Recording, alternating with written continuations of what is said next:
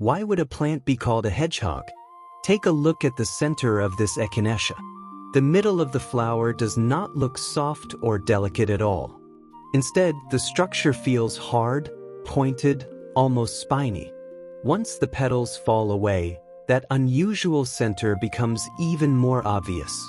That strange appearance is actually where the name comes from.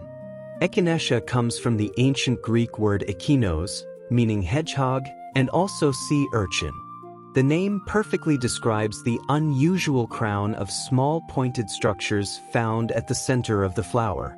Behind this seemingly harmless name, however, lies a much more fascinating story. Long before becoming one of the best-known plants in modern herbal medicine, Echinacea was a plant of the North American prairies. For centuries, indigenous peoples knew the plant, collected it, and used it in traditional practices. This is the story of Echinacea. To understand how that story began, we need to cross the Atlantic and travel back to the heart of North America. Imagine the vast prairies stretching as far as the eye could see between the Rocky Mountains and the eastern regions of what is now the United States. Hot summers, harsh winters, tall grasses moving in the wind, and among that landscape, a striking plant appearing during the summer with pink or purple petals pointing downward and a distinctive raised cone at the center. Today, the species most people recognize is Echinacea purpurea. But the word Echinacea actually refers to several different species. Among them are Echinacea purpurea, Echinacea angustifolia, and Echinacea pallida. That distinction matters because historical sources did not always separate these species in the same way modern botanists do. For that reason, it is more accurate to speak about the traditional uses of Echinacea species rather than automatically assigning every historical use to one particular species. The plant belongs to the large Asteraceae family. The same family includes daisies, sunflowers, and many other flowers that most people would recognize immediately. Echinacea, however, has a particularly interesting structure. The center is not simply a colored disc. Instead, countless tiny flowers come together in a dense structure, surrounded by bracts and other parts that become increasingly pointed as the plant matures. There is another fascinating botanical detail. What looks like a single Echinacea flower is actually an inflorescence made up of many individual flowers. The same basic principle can be seen in a daisy. So when we look at an Echinacea, but when did Echinacea begin its story as a medicinal plant? A very important distinction needs to be made here. No Mesopotamian tablets or Egyptian papyri mention Echinacea. There is also no evidence that allows us to describe its traditional use as though the plant belonged to ancient European medicine. Echinacea is native to North America. Historical evidence concerning its traditional medicinal use is relatively recent.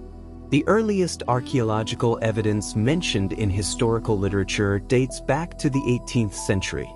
That makes the story particularly interesting. The history of Echinacea does not begin with an ancient European herbalist.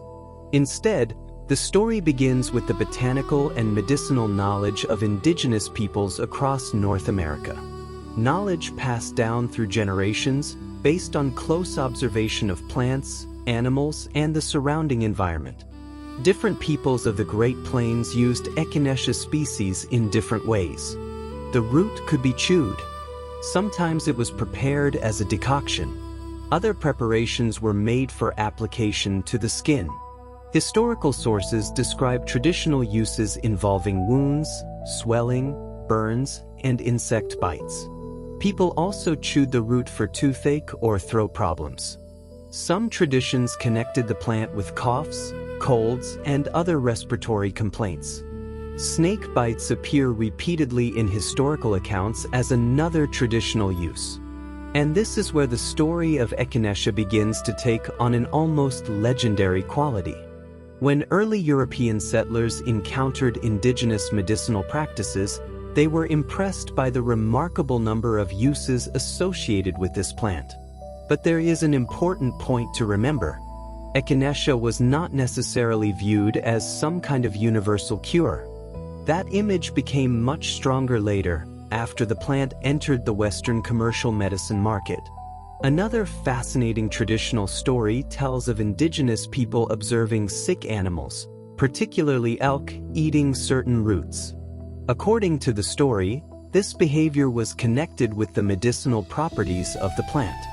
From this tradition came the poetic nickname elk root. The story is fascinating. At the same time, it should be presented for what it actually is: a tradition reported in historical sources, rather than an event that can be proven with certainty. This distinction is one of the most interesting parts of the history of medicinal plants. Between botany, oral tradition, and traditional medicine, there is often a gray area. Some information can be documented. Other details have simply been passed down through generations. With Echinacea, however, one fact is much more firmly established. Traditional use by several indigenous peoples of North America is extensively documented. Those traditional uses were not limited to a single problem. Echinacea was a versatile plant. For some healers, it was one of the useful plants kept among their remedies, ready to be prepared in different ways depending on the situation. This brings us to something often forgotten when people talk about traditional medicine. There was not necessarily one single recipe. The same plant could have different uses depending on the community, the location, the part of the plant, and the method of preparation. Roots, leaves, flower heads, decoctions, chewing, external applications. Knowledge about plants was deeply connected to the land. Echinacea grew in the very regions where these communities lived. This was a prairie plant. Nothing imported from some distant country. The plant was already there, close at hand.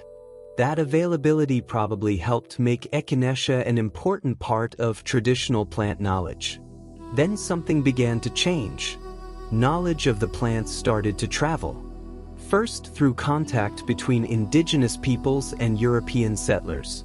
Later through botanists, herbalists, and physicians. Eventually, commerce carried the plant even farther. Echinacea was about to leave the American prairies. Soon, the plant would become one of the most famous medicinal herbs in the world. The journey, however, would not be straightforward. Such a simple name hides a surprisingly complicated botanical history. The plant also went through several changes in identity as botanists tried to classify and distinguish different species. Its arrival in commercial medicine would bring another major transformation. The reputation of Echinacea was about to change completely. In the next chapter, we will see how a prairie plant made its way into pharmacies. We will discover how Echinacea became known as a famous blood purifier. And we will look at why, even today, the word Echinacea immediately makes many people think about the immune system. Echinacea already had a long history in the medicinal traditions of indigenous peoples of North America. During the 19th century, however, that history began moving in a new direction. Traditional knowledge of the plant attracted the attention of American settlers and physicians. That was the beginning of Echinacea's transformation from a traditional remedy into a commercial medicine. Around 1880, one of the earliest commercial Echinacea preparations appeared on the market. The product was called Meyer's Blood Purifier. The name says a great deal. Blood purifier. Today, such a description would probably make us raise an eyebrow. During 19th century medicine, however, the concept was perfectly understandable. The preparation was promoted for a wide range of problems, including rheumatism, neuralgia, and even rattlesnake bites. Echinacea. At the same time, botanists were trying to bring some order to the classification of these plants. The genus Echinacea was established in 1794 by the German botanist Konrad Münch. Before that, some of these plants had been placed in the genus Rudbeckia. Here we encounter another remarkable detail. The Echinacea purpurea familiar to us today has a surprisingly complicated nomenclatural history. Over the years, different botanists used different names for plants that modern taxonomy tries to distinguish more precisely. Even the name Echinacea purpurea has passed through a complicated taxonomic history that serves as a useful reminder that plant names are not necessarily permanent. Scientific names can change as knowledge improves. A plant may be known under one name for decades before botanists decide to reclassify it. This happens particularly often when several species look very similar. But let us return to the journey of Echinacea. From the American prairies, the plant spread further through the world of herbal medicine. During the 20th century, Echinacea became especially popular in the United States and later gained popularity in Europe. Once again, its reputation changed.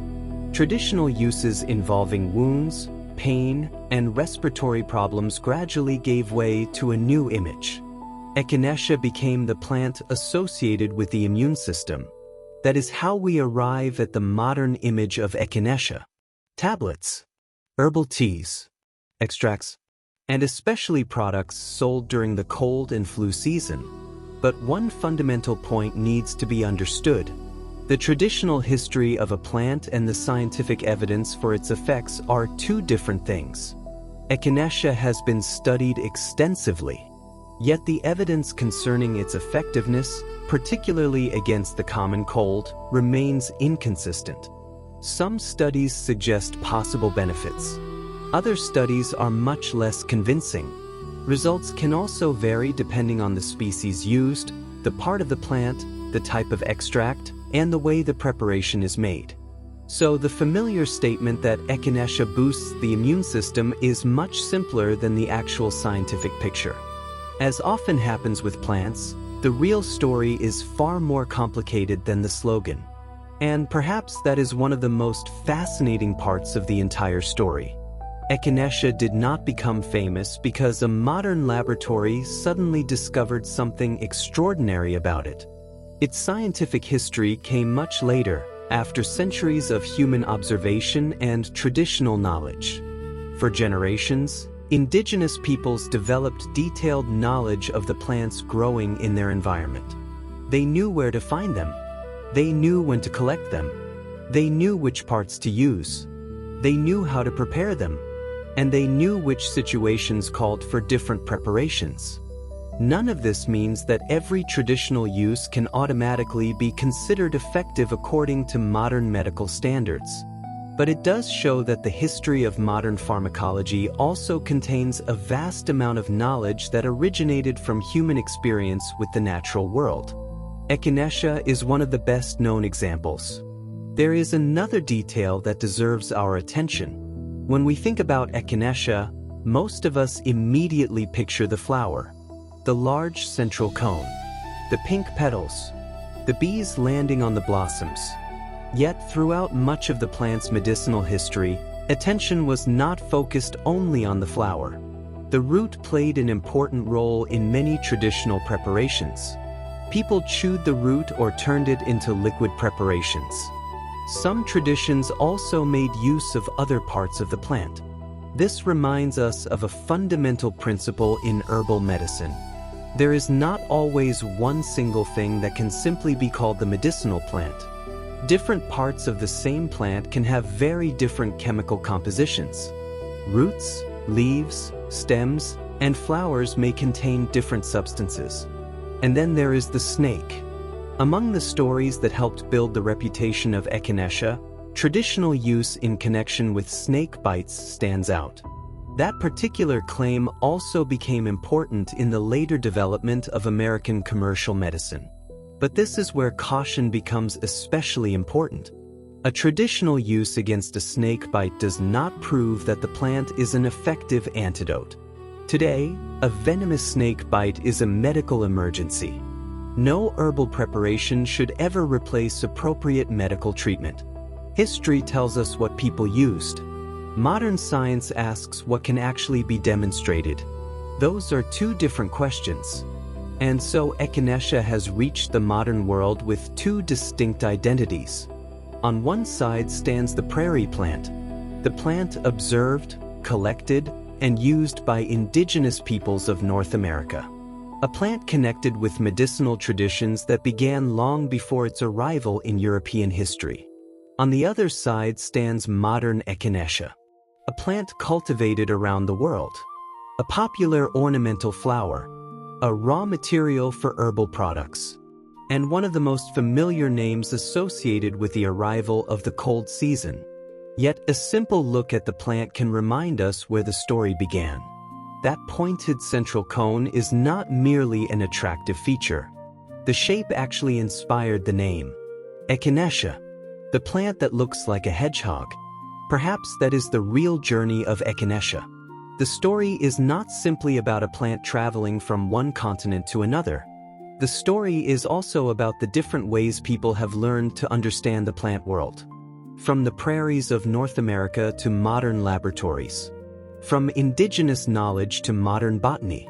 From traditional healers to pharmacies. And finally, from 19th century remedies to the shelves of today's herbal stores.